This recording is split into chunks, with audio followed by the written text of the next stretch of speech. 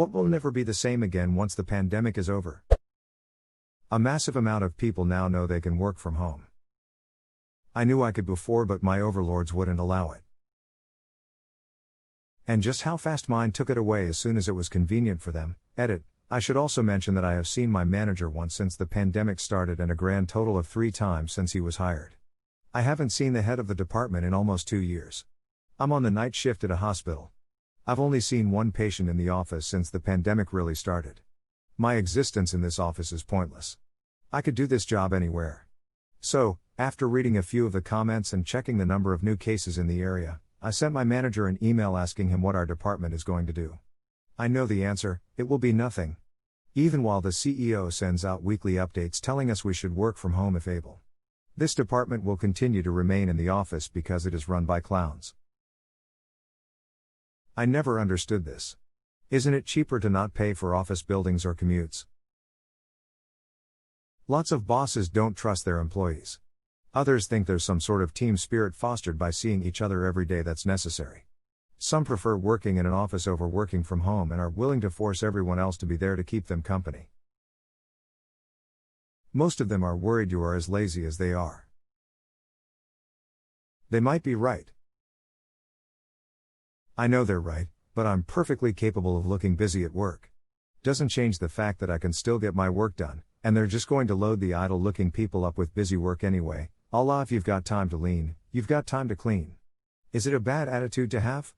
Absolutely, but it's far more realistic than you should be so happy about what you do that you tap dance to work every day. Yeah, if I was ducking tap dancing over filling out spreadsheets when databases would manage it way better, but top brass doesn't understand SQL, so we're stuck manually filling out 5 different tabs in Excel, they would put me in an asylum.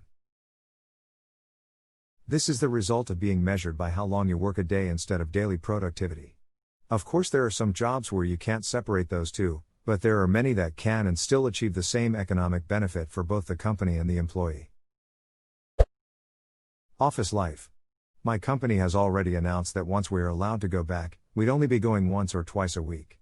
It seems many realized how feasible working from home is. They told us we aren't going back until July. This is true. And even then we will be working from home 4 out of 5 days a week. And then there's me, who has not missed a day of going into work through this whole pandemic, despite the fact that we had 11 cases pop up in the span of 3 days last week. We're still all required to come in. I'm quarantining with what might be COVID since last Friday, the first time I haven't gone in 11 months, and the leadership still wants me to work. I hate my boss. No kidding. You should hate him. Just got my positive test result a few minutes ago. This wouldn't have happened if we had shut down and started working from home immediately when people started testing positive at my workplace. Money over everything, I guess. Hope your symptoms are mild and you have a fast and full recovery. I started my job at a hospital in May, and it's funny to see my coworkers take their masks off briefly because I've worked with them for 6 months and didn't know what their face looked like. Isn't that crazy? I work at Costco, and in the last 6 months we have hired a lot of new people. I see them every day but with a mask on, and when they take off the mask it's so odd to see their actual face. I guess I make up what their face would look like, and when I actually see it, I get thrown off. I met and developed a crush on a new coworker, and then she took off her mask and I was pretty far off in my estimate. My definition of personal space. I've always felt uncomfortable when customers get too close to me at work. Now I just feel validated when I keep trying to step away from them. Dentist here. I just get closer. If your patients are standing, that's not the time for that. Healthcare workers going to work without a mask on. Definitely took for granted seeing my co-workers' smiling faces during my long shifts. I will not take hugs for granted. Yep. My mom passed away unexpectedly in October. Because of my asthma, my mom took extra precautions around me and hugs were completely off the table. The last 2 times I saw her, I tried to hug her goodbye when I was leaving, and she said no. Of course I respected that, and we did an air hug. When I found out she died, the first thing that went through my head was the fact that I had not hugged her since January, and I never will again. There's millions of others in my shoes, and it's fucking heartbreaking. Edit. Wow, Thank you all so much for the kind, beautiful words and love. My heart goes out to all of you who lost a loved one and are grieving, as well. If you can't hug someone you love right now, let them know you love them in some way. It's so important, and something we all take for granted too frequently. I'm so sorry. I think a lot about hugging my mom. It doesn't seem like it will happen anytime soon, but I'm confident I'll get to eventually. I miss her frown. The phrase "avoid it like the plague," turns out people don't do that. Obliviousness to how many things I touched between hand washings. I used to work retail cashier, and the way money smells is so ducking gross. I'd help count cash, store cash at open close, and money just stinks. At the time it was like, yeah, it's gross, but I'll just wash my hands before lunch. Meanwhile, I'd be rubbing my eyes and nose, biting my nails, stocking food, touching my face. I'm genuinely wondering how I didn't get some kind of plague before all this. Probably the grossest thing people don't think about that I learned working retail is a lot of packages in the freezer and refrigerated sections have snot on them. When you are in the cold for so long, your nose runs a lot, but they expect you to finish 10 hours of work in 6 hours. If you take the time to blow wipe your nose every time it drips, you get yelled at for being too slow. So the back of your gloves become a quick and disgusting tissue replacement. Not to mention when a drop falls out 10x quicker than normal for some reason and lands right on the package. Well, it's only on the packaging, so it's not a big deal. Remember that next time you open up a bag of shredded cheese and stick your hand in it.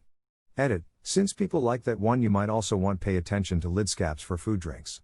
If it isn't attached with a sticker or plastic, wash it before it contacts the food drink.